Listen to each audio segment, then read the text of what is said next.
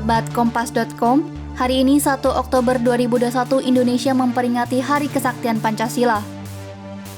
Peringatan ini bermula dari surat keputusan Panglima TNI Angkatan Darat Jenderal Soeharto pada 17 September 1966.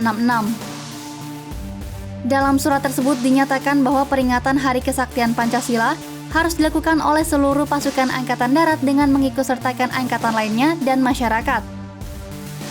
Mantan Wakil Panglima TNI Angkatan Darat Letjen Maraden Panggabean saat itu menyebut peringatan Hari Kesaktian Pancasila bertujuan agar bangsa Indonesia mengingat kembali peristiwa kelam ini. Selain itu, peringatan ini juga bertujuan untuk mencegah terulangnya peristiwa tersebut.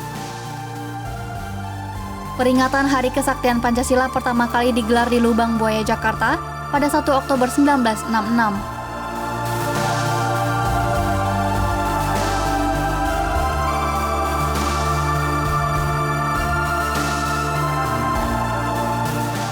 Penetapan Hari Kesaktian Pancasila ini sangat erat kaitannya dengan peristiwa G30 SPKI.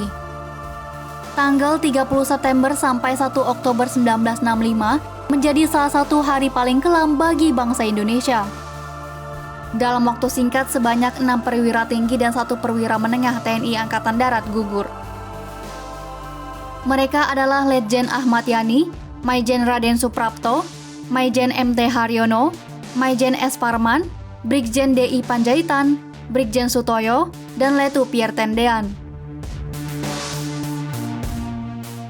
Kala itu, PKI menuduh mereka akan melakukan kudeta terhadap Soekarno melalui Dewan Jenderal. PKI kemudian menculik 7 orang tersebut dan memasukkannya ke dalam sumur di kawasan hutan karet Lubang Buaya, Jakarta Timur. Ketujuh jenazah tersebut akhirnya ditemukan pada 4 Oktober 1965 oleh Satuan Resimen Para Anggota Komando Angkatan Darat atau RPKAD. Jenazah ketujuh orang yang kemudian ditetapkan sebagai pahlawan revolusi itu kemudian diangkat dari sumur. Di belakang saya ada sebuah sumur yang kemudian pada waktu tanggal 1 Oktober tahun 1965 dijadikan sebagai tempat pembuangan jenazah para perwira Angkatan Darat yang menjadi korban pemberontakan G30 PKI. Sumur ini memiliki kedalaman sekitar 12 meter dengan diameter sekitar 75 cm.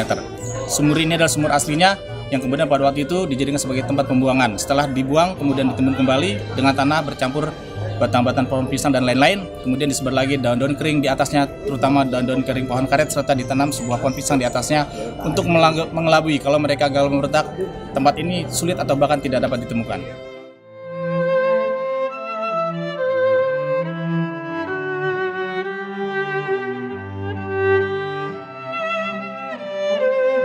Ditemukannya korban peristiwa G30S tak lepas dari peran Sukitman, seorang anggota kepolisian. Saat itu Sukitman juga sempat dibawa paksa ke Lubang Buaya oleh kelompok G30S pada 1 Oktober 1965, namun berhasil meloloskan diri.